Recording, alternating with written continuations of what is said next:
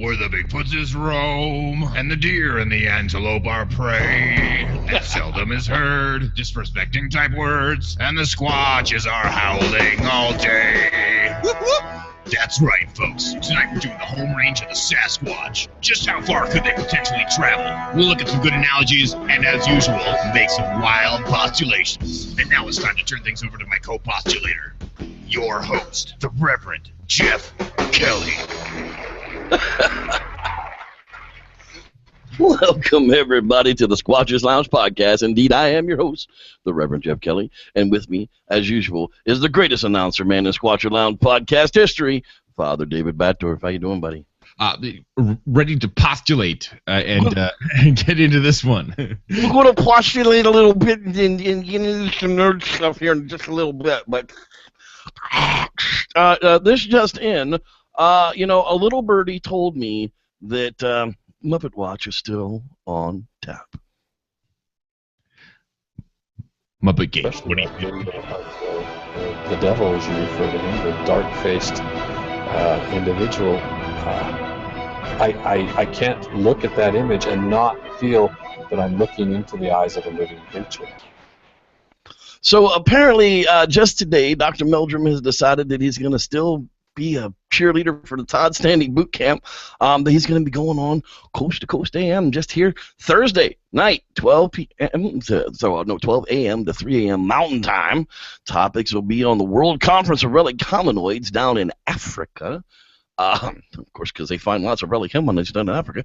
And the Falcon Project, as well as Bigfoot North. That's right. Everybody's favorite Todd Standing farce, the Muppets of Bigfoot North. He's going to talk about them. Hopefully he'll tell us the truth, but I doubt very seriously that George Norrie will get into anything for real. What do you think about that, David? I think it's great. And the more I'm just, thinking specifically on that relic hominoid conference going on in South Africa, the more I'm kind of just backpedaling and is that really a Bigfoot thing? Are there Bigfoot speakers? Is this something that is actually probably more like, hey, we're gonna we're having an anthropological conference, and yeah, Bigfooters, if you can afford the fare, will go here, which would be cool if Dr. Meldrum got to actually speak about Bigfoot, if you will, at like an anthropological get-together, like a big one, like where people fly in from all over the place, just to see what kind of reactions came out of that. That would be worth the airfare for me. But yeah, I wanted to go myself. I really wanted to buy a ticket to this and go. I'm just not flying across the country, across the oceans for that. I'm just. Yeah. But and as far as the Falcon Project, that'd be a fun one to listen to about as well. Like he's kind of it should be a good show. I'll probably listen to it. I'll probably listen to it too, and I want to see what he has to say. Maybe he'll clarify some things about the Bigfoot North in candor. But again, yeah. I don't know. He was also pushing the Voice America show today as well. So he's definitely not going to bust anything wide open on George Norrie's Coast to Coast about Muppet heads and Todd Standing. That's for sure. Yeah, well, maybe he's just trying to make the best of it. I still think that an NDA has got him. Oh yeah, I think he's got him. He's still under contract. And once the shit hits the fan, he'll be backpedaling from this faster than a monkey on a unicycle, right? That's right. Well, in other good news in Muppet Gate, we're still holding Bigfoot North down to 1,066 Canadian dollars. I don't even think that's $1,000 in U.S. money, so I think we're still in good shape. He's not going to make the $900,000, so he's not going to have to release all of this groundbreaking footage. He'll just be able to keep it hostage for another year until something else fails for him, and he just hopefully goes into obscurity. I don't know, but we figured it out yesterday. It was already up to some 23,000 Canadian a day he's going to need for the next 37 days to be able to make his goal. But the one thing we did notice is he did take the backers' ability to see who's backing him off of the website. So if all of a sudden this starts to go with huge numbers, you'll never have any idea as to who's actually doing it. So it could be the Toddster himself. just kind of a wonky thing that you're hiding your backers all of a sudden. Is it to protect them or is it to protect you, Todd? Not really too sure. It could be either, or it just could be. Yeah, who knows?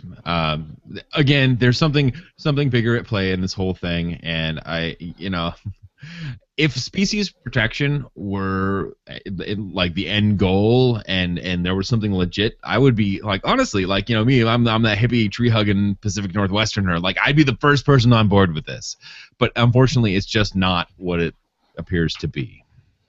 Sadly, that's the truth of it in the long and the short of it. Now, to bring up another very, very strange encounters here, Christopher Noel, Mr. Bigfoot in the Woodpile from a few years ago.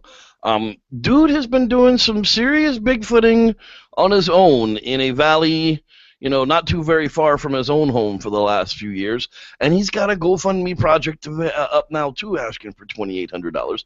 Now today, to be fair, before I blasted anybody or said anything bad about it, I believe this is the same Christopher Noel that was asking people to lie in favor of Dyer, but I could be wrong on that, so don't quote me on that quite one yet. I'll look into it. Hopefully somebody watching the show will be able to chime in on it. But I watched this whole hour and 21 minutes of Morning Visits, a Sasquatch Listening Project documentary. May the Squatch be with you for that, Jeffrey. Oh my God! I must tell you, if you don't find any pencils in your house to shove into your ears to enjoy yourself having a better time, sit down and watch it. I've watched it so you don't have to.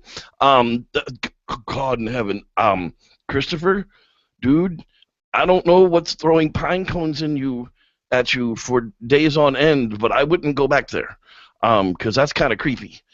Seriously, he's got some out there ideas on what Bigfoot are and aren't and do or don't, and not 1 minute of the hour and 21-minute documentary is there a vocalization from any obscure animal. I won't even say unknown animal. I'll just say obscure animal that might be somewhat primate. I mean, outside of like crickets, birds, something throwing pine cones at him and knocking on wood, there's no vocalization whatsoever. In days upon days and months upon months of interaction with these things, they never make a vocalization sound. It's just astonishing. That, I mean, you think about it, one study in one area not being fully comprehensive. What he said, it was like July through September, 26 nights. He put his recorder out, 200 hours of audio. Okay, 200 hours over 26 nights over the course of like 120 nights is not comprehensive. However, you'd expect if there's all this activity that there'd be some chirp or even there would be a footcast. There would be some kind of fecal matter left behind. These large primates, animals don't roam in an area for long periods of time without leaving crap literally behind. You can't trail an animal or hang out in an animal's den for long without finding feces. And where he was walking around these areas after he was experiencing this stuff, the leaves weren't even matted down. So if there was a large animal walking him back and forth and playing the bongo drums on these tree branches, you'd think that all of the leaves would be matted down there, would you not? It's hard to. It is hard to find tracks in leaf littered substrates and other things like that. I'll give him that, right? But there's got to be something, There are multiple reasons somebody could put together an hour-and-a-half video and all these.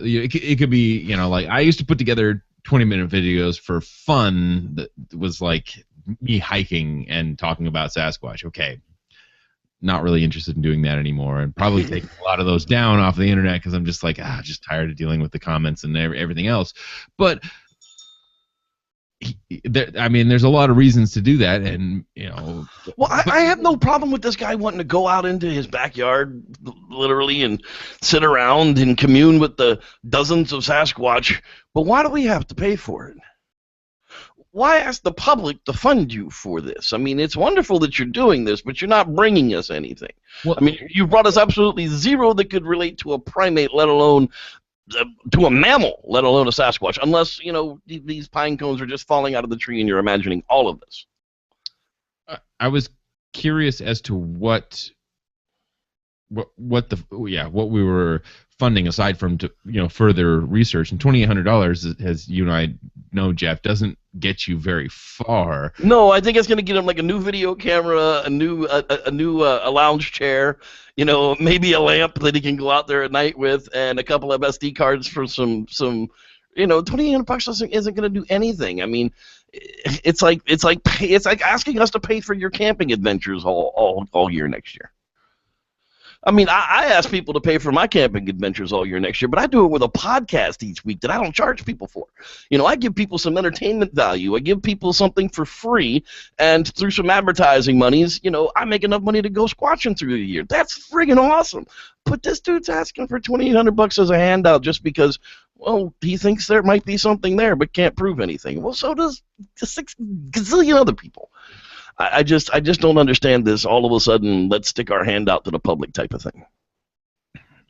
The GoFundMe thing has become prevalent, like recently, it could have been. I mean, GoFundMe's been there for a long time. The Kickstarter's been there for a long time, and some people have done that, but it's really become prevalent in this field recently, and that's something to be concerned about a little bit, maybe a little more than a little bit. People used to write books and do other things to make T-shirts and sell wares to try to do that, but just the GoFundMe thing is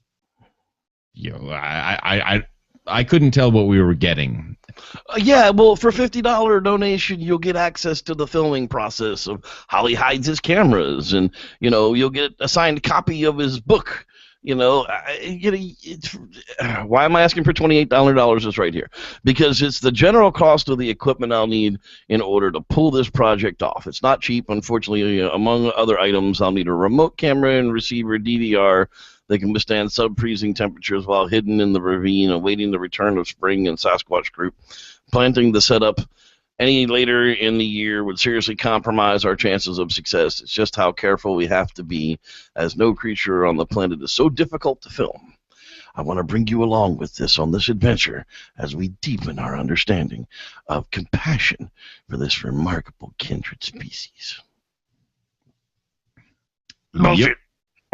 Excuse me, I had something in my throat there. Bullshit. Okay, the creepy thing about this whole time, this dude is just sitting there talking to them like, hey, friend, it's okay, friend. Throw another one and hit me in the head, friend. It's okay. Yeah, hit me in the head with that object. I don't know what you're throwing. It's okay. I mean, it's like, really, dude? You're going to invite something to pummel you in the face with a foreign object? I mean, and then he's taking his kid to the exact same place that he's getting objects thrown at him to make it a point that, well, because the kid's here, they're not going to throw anything because they don't want to hurt the children. They'll never hurt children. You've never heard of one story that says Bigfoot's hurt a child. I've heard of several stories, actually. There's one that's from an island that's about 6 miles from where I'm sitting right now that says that they steal and eat children. Yeah, you don't wander too far from the firelight, or the hairy man will take you off. He kills the children and rapes the women, and then you have half-breeds running around like Melba. So the very last thing in the newsy type stuff that I wanted to get through all of this, finally something real. Okay, if this is really what we're looking for. You ask, what do we need to prove to the science community that there's a Sasquatch creature out there? This is what we need right here. This is the type of footage that is going to require before there are no questions left. I can see this as a living, breathing, moving monkey creature. If I had never seen a chimpanzee in my life before, and someone had showed me this, that it came from the woods of the Sierras, I'd say, there's your Bigfoot. Oh my God, it's a dragon! It's a Sasquatch! Oh my God! Holy shit, it's a Sasquatch, boys. Yeah. I mean, you can see the way that the bones articulate. It's got a center of gravity. It's got a mass. It's got fluid on its eyeballs. It's moving around. It's dirty. Skin. It's got dimension to like where you can see through into the skin, through the hair, and on all whether Sasquatch is completely here through the face or not, you're going to have dimension, and you can see into that because it's not fur and there is no undercoat. It's going to be hair like a primate. Even if all we got was this image, I can still tell that this is a real animal. Oh, we'd go rounds and up and down and all around about it, but again, with flocking and we always talk about, like we go back to Doug Hudson and all the things that are wrong with the Matildas and the Muppets, and this is everything that's right here. You could see, like, behind the brow ridge, you can see where the eyes, like the brows are raised, and you can see the convolutions and the striations where the skin is pushed back on the forehead through the hair where it's covered. Like, this is a real creature, not what the other things that we're looking at on a regular basis. Right. Its eyes aren't looking straight forward in the steadfast gaze that you can't undo. Looking off to one way or the other, and there is no sclera. Like Doug says, that the standing footage, it just looks like human eyes. It's got big whites to its eyes, unlike the other Muppets. This is a good example of everything done right. Take Mark Todd Standing. If you're gonna fake something, it better be this good or better, or we're still gonna be able to bust you on it. So even if you make the $900,000 and make a full monkey suit, we're still gonna be able to pull it out of it being a fake. And if it's looking off to the left, we'll know it's fake. That's right. Everybody says we're so negative. Why are you guys so negative? Why are you guys always so negative? Not a matter of being negative, guys. It's a matter of being truthful. Why are you guys always beating on Dr. Meldrum? Well, because if we don't, nobody else will. I mean, there really isn't a whole lot of people out there with a voice as big as ours that gets to enough people to kind of keep these people in check. You can't make big claims without having big evidence. Okay, the big evidence that you're asking us to swallow is like looking at Muppets and telling me I had to believe that those things are real too. You can't have 3 different species of Bigfoot in the same area. I mean, it's hard enough to believe that there's one species of Sasquatch out there. But based on the evidence provided from the man that you're backing, now we have to believe that there are 3 different types of species because they all have different types of eyes. Yeah.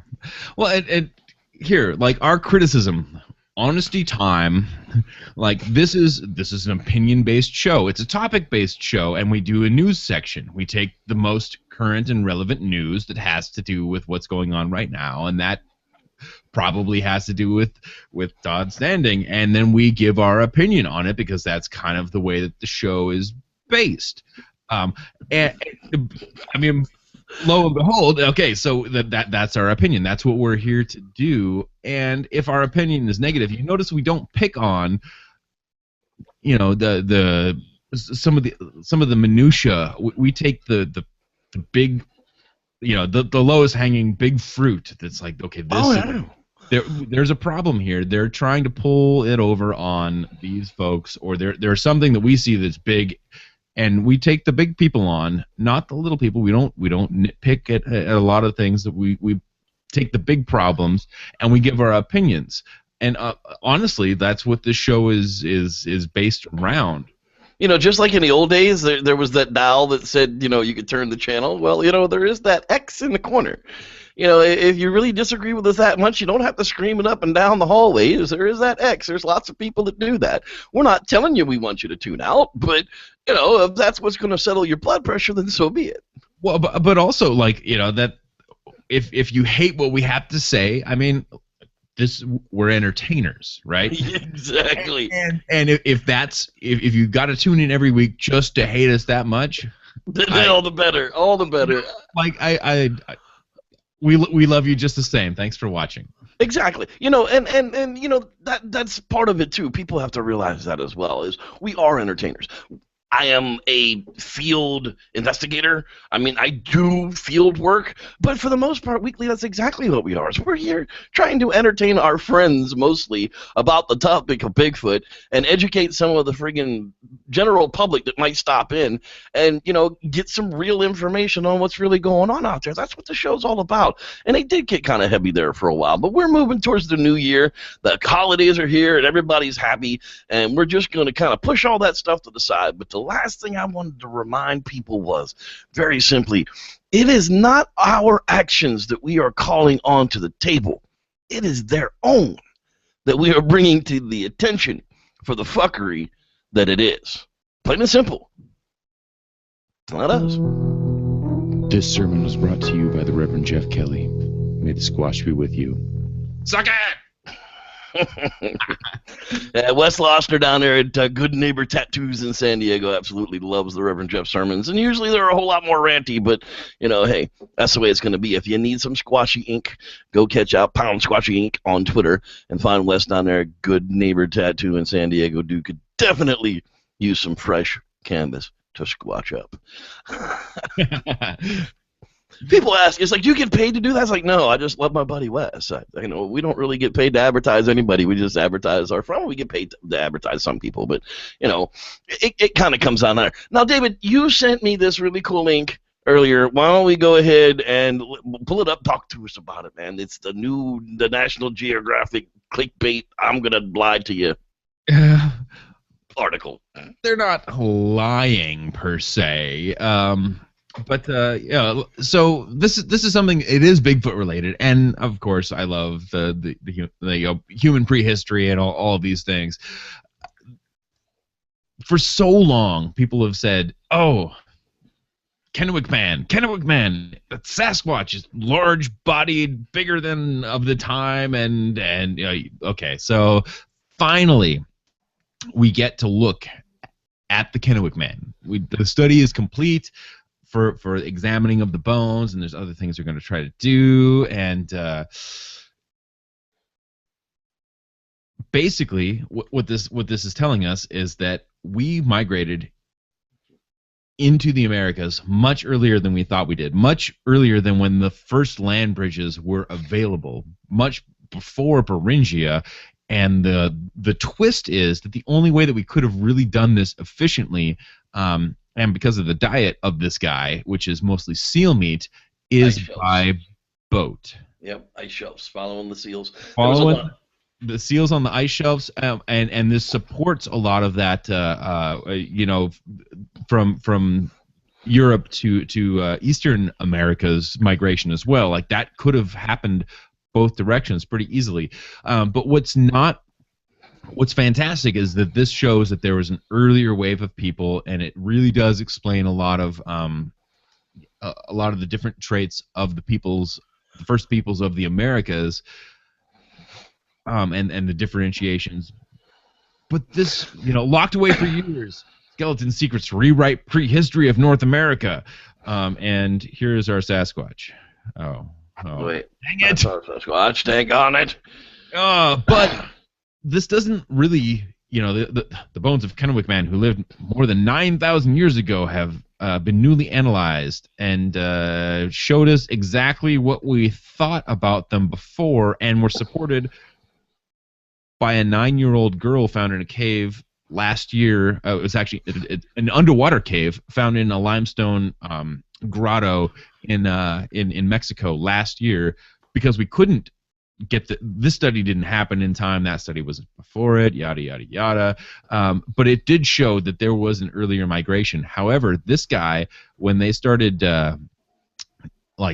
looking at the fundamentals of his bones, realize you can look and see what he ate.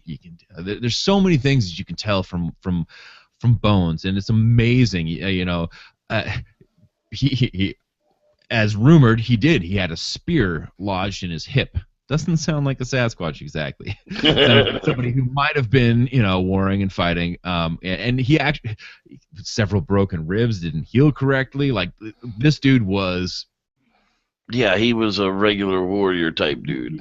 He was a warrior. Like, this guy fought some battles, and that's not what killed him. is amazing stuff, and the forensics on this are phenomenal, and it really does show that the genetics tie back actually to I'm hoping I can see, basically back to like early Japanese colonization. So like that northerly Eastern European descent, and as things radiate out, who knows where it started, or that family or genetic tree started over there, but shows a similarity to early Japanese settlers. And it's just like, again, if they're seafaring, that makes total sense. I just want to completely rule this big dude, because he was 6.5 feet tall, which is really big for the time. This big ass dude is Not a Sasquatch. Sasquatch. Sorry, guys, not a Sasquatch. It's too much man to be Sasquatch anyhow. Yeah, too much man to be Sasquatch anyhow.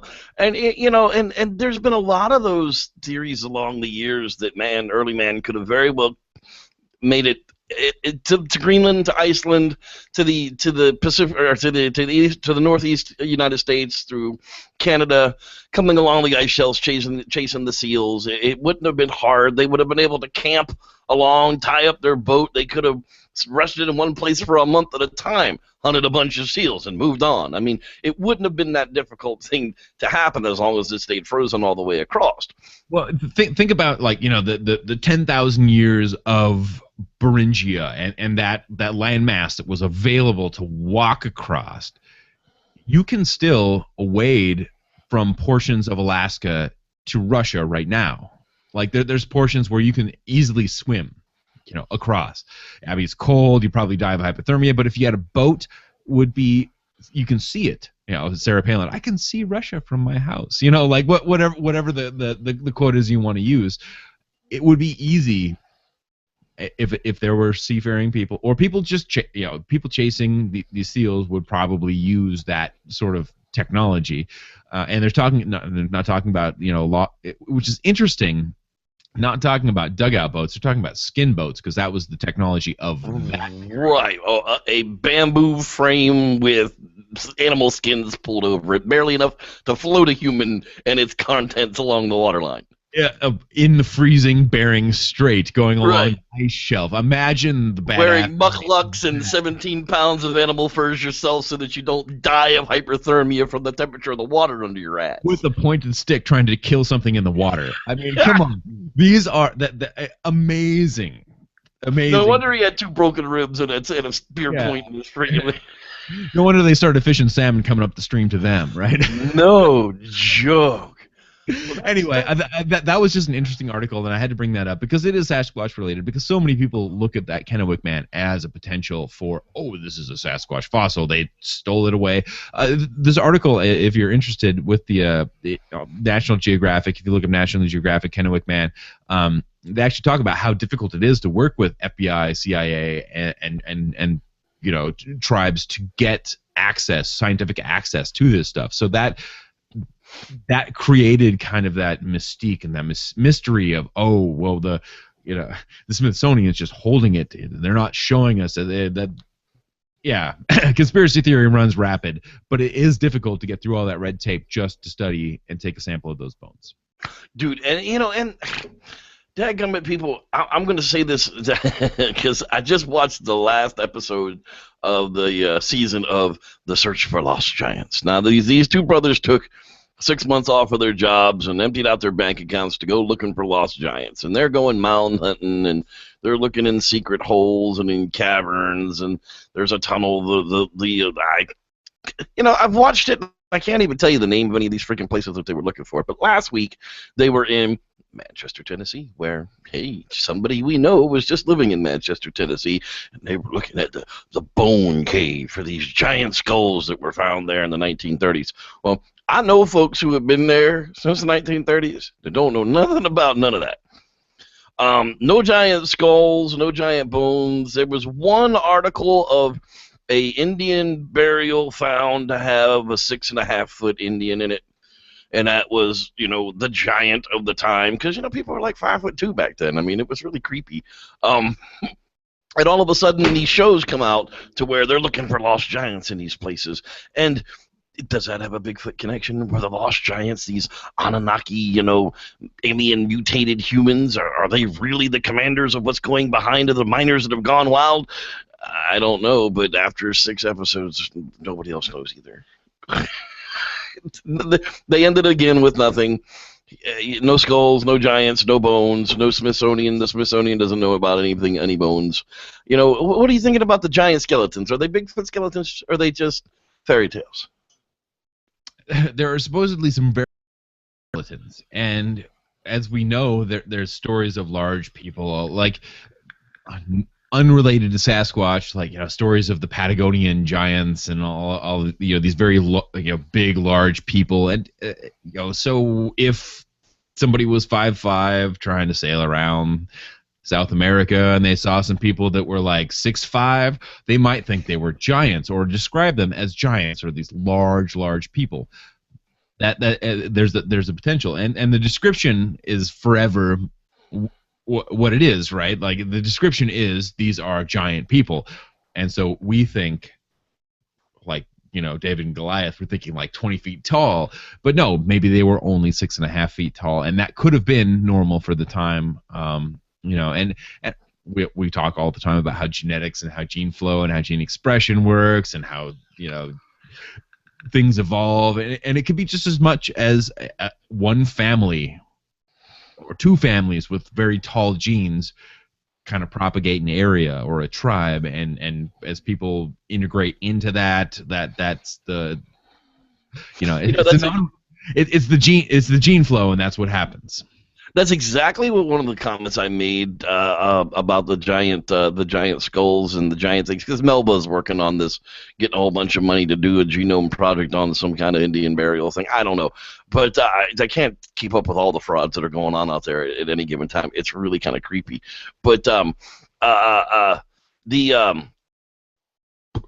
giant skull people, screw it, I lost my train of thought. So, yeah. Giant skull people or the elongated skull people? Because that's a whole different show. Oh, yeah, gosh, she's doing that too. I don't know. God help us all. It's really going to be that bad. But now we finally reached the point in the show that we're going to say on that. And now for tonight's topic. We're going to talk about Bigfoot home range. How far does a Bigfoot roam? Show me a home where the Bigfoot roam and a deer are munching all day. I found this really cool article out on the net this week on the interwebs about a bear who literally tracked 2,800 miles across a couple of states. Really was unhappy about being relocated. Basically, the bear had been a nuisance where it was, and they picked it up, they collared it, and they dumped it in a safe place. Well, after the 2-year trek, she literally spent 2,800 miles looking for familiar territory in 2 years' time. That's 1,400 miles a year. That's more than 100 miles a month. Just roaming, looking for her home territory. That's pretty sick, man. That's a lot of hiking, and incredible that you were able, the bear was able to actually take in that many calories to support that, and we survived that process. So that's saying a lot about the ecosystem that they dropped the bear into, obviously. Yeah, and it's looking like a middle of the states bear. So it's is it a grizzly? So it is a grizzly. So it wouldn't have hibernated. Grizzlies don't hibernate. So basically, this thing just would have wandered around for 2 years looking for her home range, and sadly, she never found it, of course, and then she finally settled down and picked out a spot. Now, here in California, we've got 40,000 black bears. So that's what we basically base, a lot of our ideas on home ranges for larger primates, or larger mammals, I'm sorry, not necessarily primates, but larger mammals. Now, here in California, a male black bear will claim 250 square miles of territory as his home defendable turf, which means any females that are wandering in such, he will mate with. Any males found wandering in such, he will run off, kill, or defend. Now, that's really kind of a lot of territory, 250 square miles. What is that? How many miles across is that? Well, it depends on like if you're doing it in a square, if you do like what kind of like Well, yeah, it's never going to be a perfect square. I mean, they're But if just you're not. doing it in the square. I mean, like a 10-mile, like thinking about a north to south mountain range, like 10 miles wide, so you got 5 miles for either side of the mountain, and then like 25 miles up and down. Like that's a lot of area, like more than you can patrol. So you got to be on it all the time. And that's why they mark it, they scent it, they scratch it. I mean, there's all kind of bear marks all over Bluff Creek. When we were up there in Bluff Creek, I mean, literally, the walk in to Bluff Creek, there was a downed tree, and there were big claws in a tree mark, fresh. Somebody was marking their territory along that line again. So I guess that's all they do. I mean, they just would constantly patrol that area one day at a time, remarking it, I would assume. It's so like it's more than you like. That sort of area is more than you can. I mean, you mark it so that you marked it, and you sent it so that you have scented it, and so other people know that this is your area. However, the intruding bears, like juvenile males and up and coming males and everything else, they'll make note of it. But chances are you ain't gonna see the fuckers. So, like, well, they do wander through. I mean, I've actually been present when a younger bear comes across an older male bear's territory, and it ain't pretty. Mr. Big Bear, whose territory it is, quickly escorts Mr. Young Boy to either get on his back and give up and get run out of the area, or have his head crushed as the big boy will stomp on it back and forth. Well, basically, the idea is that you mark your territory, and you do have to probably taking care of perimeter, trying to expand or do what you can. There's territorial disputes, I'm sure, whatever. But you're trying to denote where somebody is a subordinate. When they enter into that area, you're a subordinate because this is my area, and somebody, can see the smell. I mean, we think dogs have amazing smell. Bears' sense of smell is 20 to 30 times the sense of dogs. So if you're anywhere near that bear who made that mark, you know that they're somewhere near you. You're like, oh shit. And so if you sit there and stand your ground and let them come up to you, then you're looking for a challenge, or you're driven out or driven through by the thought of this other bear being a mile away from you. That's how good olfactory senses are. So let's go back and if we take that general axis of 5 by 25, that's for an animal who has a relatively small gait in walking. I mean, a bear doesn't really cover very much distance from front paw to back paw. I mean, 24, 26 inches. That's how we can differentiate between bear tracks and Sasquatch tracks a lot, because they're more of the 42 to 48 inch different distance between tracks. They're too far apart for them to be bear. So that's one of the assumptions that we make when we're looking at the difference between Sasquatch and bear track. So if a bear can safely claim that kind of territory, an animal that's got twice the distance and a normal gait would surely be able to claim far more, wouldn't you think? Well, so being a quadruped is actually much more efficient. It takes less energy to propel yourself over the same distance as it does being a biped. Twice, exactly, right? And so, depending on the weight of the animal, like how much energy it takes to propel you forward, it makes better sense to be a distance animal if you're a quadruped. Like humans were never really good distance animals. Like we're good for long distances, but we have to conserve that energy, and that's what we always try to tire out the ungulates and other things through persistence, not through how far we can make it, or but then sweat glands and yada yada. There's so many different things. So the interesting thing about the range of bears, and you're talking about this bear that traveled 2,800 miles all over the place, and grizzly bears do hibernate. They do hibernate. This bear probably didn't, because it was probably so distressed about trying to find this area. It's nervous. It's working. It's moving. Yeah, it's amazing that it survived. But if you look at bears, north of where I am, or on Vancouver Island, or out in the Alaskan Peninsula, they don't go far at all. They stay right near the river. They're waiting for the fish to come up. They don't go and the population density affects that too. Now, see, something like that though is an event where they're coming in and they're coming for that salmon event. That's not actually going to be determined.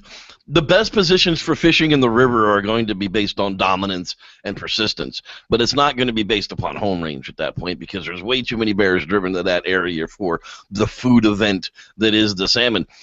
But one of the things that I noticed in the interesting thing with those events, and that event, by the way, is from late August. Yeah, I know it's a long event. It's a long event, but the population density that creates. I mean, there is. You think of Vancouver Island, for example, like the non-populated Vancouver Island. I mean, there are tons of rivers, tons of salmon, tons of this, tons of that, but you can have a population density at the point of those events of 5 bears per square mile. And once you disperse that after the event, quote unquote, there's not that much area, so that you can't claim that much area, and there's a lot more territorial disputes, there's a lot more infanticide, there's a lot more all of these other things. Right. So again, like apples to apples, it's hard to, even within bears, it's hard to really argue this. And then we take this back into Sasquatch, and you're like, I mean, we have to imagine that they're less populous than bears. Right, and they're not going to care about local fauna whatsoever. They're not going to care that a bear claims that same territory. Well, they might. The interesting thing, though, like, they don't have to worry about grizzly bears in Washington. They have to worry about black bears. Right. They don't have to worry about grizzly bears in all of the United States, aside from the few areas where they kind of crest down in the middle states. They have to worry about black bears. Does that mean there's less Sasquatch in those areas? Yeah, there's no study on that. Right, we're still working on that. The site, we're still working on that. But again, like the way that the way that the population density, if there's 30,000 black bears in western Washington, does that leave as much space for Sasquatch as it does in, say, Oregon, where there's less black bears, and then there's more black bears again down in the Sierras? How does that work? Those are interesting questions, but it's not something we can say you can't cookie cutter the biodiversity place by place by place. It's all going to be different all the time, depending on a lot of these ecological forces and resources. So again, grizzly bears in, what was that, Michigan or whatever the state was there, are totally different and going to be behaving differently and doing all sorts of different things than grizzly bears at the mouth of Kodiak River. Let's say, well, there's no grizzly bears, that's all brown bears, but Kodiaks. But you know what I'm saying. Right. And when we're looking, when we're looking to see the home range line, like where we're searching in the Sierras, we know that they travel up and down the mountain in elevation, and we know the distance between the bottom valley elevation and the upper elevation that they end up in the fall. We don't know where they go to the wintertime yet, but that in itself is at least 15 miles. From the bottom of the valley to the top of the mountain, through all of the crud that they've got to go and go up in elevation and around everything else, there in itself is 15 miles to be able to move through the food zones just throughout the year. As the seasons progress, there's a large movement for food. So home range is going to depend upon those feeding grounds as well. That's taking into account that they're not a troop like gorilla who will just move all together at one time and feed. But like I said, I've always felt if they were feeding in large groups like that, we'd find decimation of resources and be easily to identify where those groups of animals were laying around and eating. Yeah, when you can see gorillas sit down and kind of work through an area, and it looks like a very it's a short corridor, but it looks like like a pipeline cut or something, like where somebody like they put natural gas through the green belt or something. They really do take down a lot of vegetation in that area, but they do move on and they leave enough so that it can grow back, and that whether it's cognitively and on purpose or just that's what they always do. That the silverback knows to move on in the right amount of time only because that's something else becomes ripe, or that's what they did. That's how the silverback that they grew up under did. Whatever that actually however that happens. I think that the key really is that shrinking home range as you go up and back down versus giving it you can't give it a stagnant or you can't say, okay, it's 250 square miles, because in June it might be 250 square miles, but in October it's going to be much less. Right. And that's one of the things that I wanted to point out as well, is you can't think of the home range as a static unit.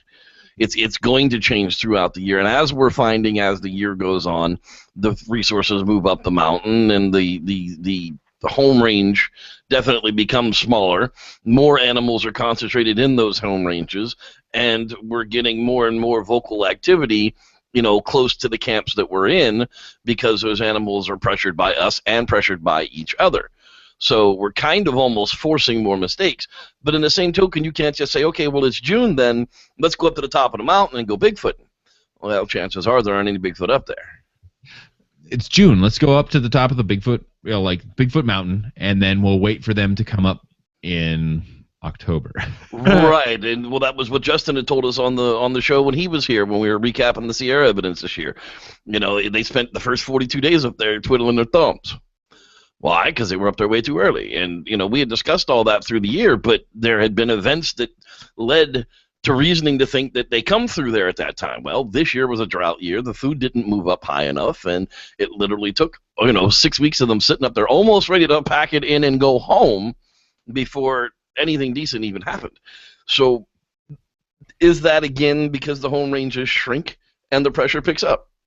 Oh, absolutely. Like the analogy we use again is like the population density of bears at these river events of salmon runs at Vancouver Island. I just watched a documentary about that, so I'm all excited about Vancouver Island right now. But that sort of density, when you constrict up the mountain and the food line comes up the mountain, they're going to have to compete with the bears, black bears or grizzly bears, depending on where you live.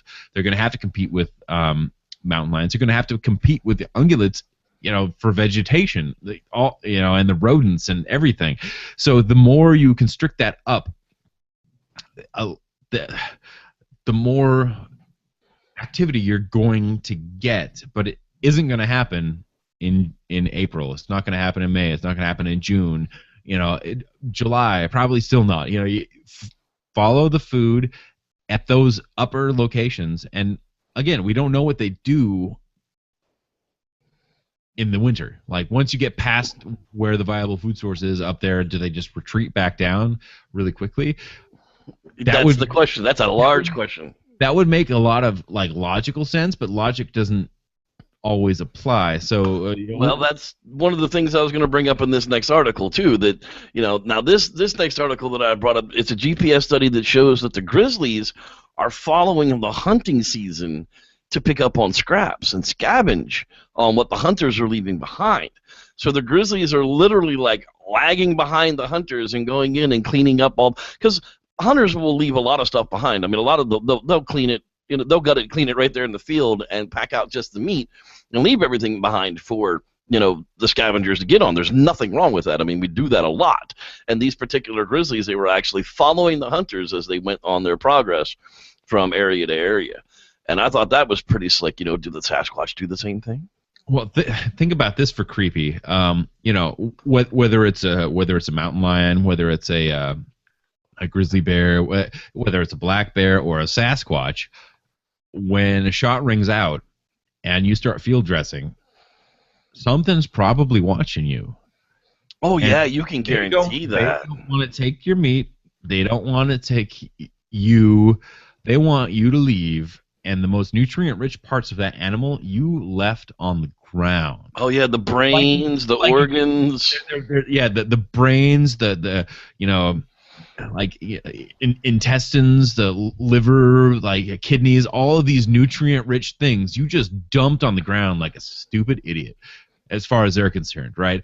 And yeah, they're gonna watch you from a distance. You'll never know they're there, but they're probably watching you dress that thing, and you take your meat out. You take what you want. They take what they want. It's a perfect, symbiotic relationship. But that's pretty creepy to think about. And we study one species, grizzly bear, which we don't think of as being typically cunning and smart and like the type to stalk you and figure out what you're doing. When this guy walks into the woods wearing real true camo, he's going to watch you until you take down that deer, because I know what you're on about. But that study actually showed that they track the person not after the shot, but they track the person into the woods and all around, wait for them to make the shot, and probably just hang back and wait for them to dump the guts and walk away. It makes perfect, like, they can get more nutrients out of just sort of hanging out and laying down, scratching on the tree over here until you dump out the goods and then take what you want. And it's, yeah. So whether it's grizzly bears, Sasquatch, cougars, that's pretty creepy just to think about. Yeah. Well, that's really going to do it. You look at it. You look at it in several ways. Don't get stuck in your head that you have to be in one location. We talked about Christopher Noel at the beginning of the show, and now we're going to kind of wrap it up with that. This guy has spent 7 years in the same exact location, basically out of his back door, and he has not a single vocal or anything that leads him to believe, other than his thoughts, that these are how these animals act. I would have moved on from something like that long ago. That's just me personally. But, don't get stuck in a rut. These things are going to change, and there's nothing wrong with shaking it up a little bit. So follow the food, follow the water, follow the food. That's where it's at. If there's no food, there's no water, there's no Bigfoot. If there's food and there's no water, Bigfoot might have to come back to the water, which a ravine, it makes sense, but if you zoom out a little bit on the image that we've gotten, is there water that travels up that mountain? Is there more water up there? It's so hard to say. Yeah, there's no way of saying. But again, that's not the kind of study that Chris is doing. Different people, different strokes for different folks. Styles, exactly. Hey, good luck with this study this year. This is the part where we do that whole thing where we talk about the people that like us a whole lot. And Sasquatch Coffee guys, Gunnar Munson and Sasquatch Coffee really like us. So go out to squatchcoffee.com and get yourself some coffee, man. They got the hot squatchlet. Oh my God, it's so good, dude. It's so good. I just got the notification of the Sasquatch Coffee gift set for Christmas. The gift baskets, the little foot basket. Yeah. Mm-hmm. For $50 you get a shirt, a cup, and a bag of coffee. It's like it's like perfect for the Bigfooter in your world. You get 3 bags and 2 cups and a shirt for like $2, but that's a whole lot of coffee, man. That's like 6 months worth of coffee, unless you're a freaking coffeeholic. I don't know, but it is like some of the best gourmet coffee that I've ever had, and I'm not really a coffee drinker. There, I said it. Enough coffee to explode your heart. That's right. So go out and get you some Sasquatch coffee. Come over and find us at the Squatchers Lounge, of course, is at facebook.com/groups/SLounge. And you can find us at the fan page at facebook.com/SLounge podcast, as well as, of course, our YouTube home is what? youtube.com/SLounge podcast. And if you're an iTunes listener, well, I've been keeping up on it, so the last ones are up there. I just put last week's up today, so you should have it by morning. How about that, man? It's going to be Christmas time real soon. Next week, I can't wait. I'm not going to tell people what we're doing next week, though. Surprise. Yeah, it's gonna be surprise. You know, it's one of those things that we've been putting off and putting off and putting off. And to close out our year, we're just gonna put some things to bed. It won't be our last show of the year, but it will be the show right before Christmas, because we won't be doing one Christmas Eve. That's just stupid. Somebody's got baby Eli to go hang out with. So really, that's really gonna do it for us this week, man. You're gonna be hanging out with baby Eli this week, I take it, right? That and work, and then we're the new year. This is the year of the Squatch for me. Right. It's happening. That's right, the year of the Squatch. Well, you're coming down, and we're doing the Bluff Creek thing because that's happening. Returning to the Browns, going to the Bluff Creek project area, and maybe even getting into my own interesting areas. Who knows? Who knows? That's for sure. Congratulations to the Bluff Creek Project. They are actually the only Sasquatch project who has been able to fund itself through the entire year now. They've actually raised twice as much money as Todd Standing's farce has. Congratulations to those guys at the Bluff Creek Project. You can find them at facebook.com/, of course, Bluff Creek Project. The Bluff Creek Project. Yeah, real live trail cams and a real live, like, historical Bigfoot area, if nothing else. Like, if you think that Sasquatch could potentially be a real thing, then this is like the area that we want to have as many trail cams as possible. So keep giving, like, it costs a lot of money to do this. Trust me, anybody who goes out there knows this costs a lot of money, and especially when you're putting up this type of gear in all these areas, taking your own time. A lot of times you have to take time off of work. Right. Totally, like this is a noble cause, because it's just a few guys that really care about the topic. Yeah, the difference between funding Christopher Noel's going out and sitting in the forest and waiting for green pine cones to hit him in the head, and funding a project like the Bluff Creek Project is the fact that you get something for your entertainment value with the Bluff Creek Project. They put up videos of all of the animals that are caught down there. We put out an hour-long free entertainment video on this channel this year from the Bluff Creek Project. So you actually get something for your hard-earned cash, where with the other guys, you're going to get an hour and 20 minutes of listening to him have green pine cones fall on his head. That's the big difference. I want to take everybody and say, Merry Happy Holidays, Happy Hanukkah, Happy Kwanzaa, Merry Christmas, whatever the hell you celebrate out there. From me to you, Happy Holidays. David, you got something to say there, buddy? Happy Squatchmas. Happy Squatchmas, that's right. The holidays aren't over yet. I still got some specials coming up. So, from myself, the Reverend Jeff Kelly, and the best announcer man, David Father Batdorf from Podcast History, we thank you for watching the Squatcher Sounds Podcast Season 2, Episode 47, and may the Squatch be with you. Whoop whoop! Dax, that was for you. Next week's going to be fun, dude. I've been wanting to get through this topic.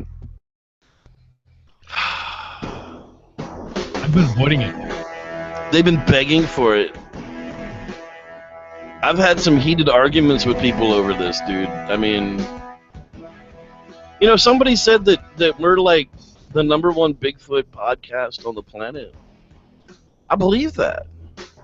I don't know. I got some numbers. We could probably put them up against some other shows if they wanted to try. What about the universe? Well, until they prove aliens are out there.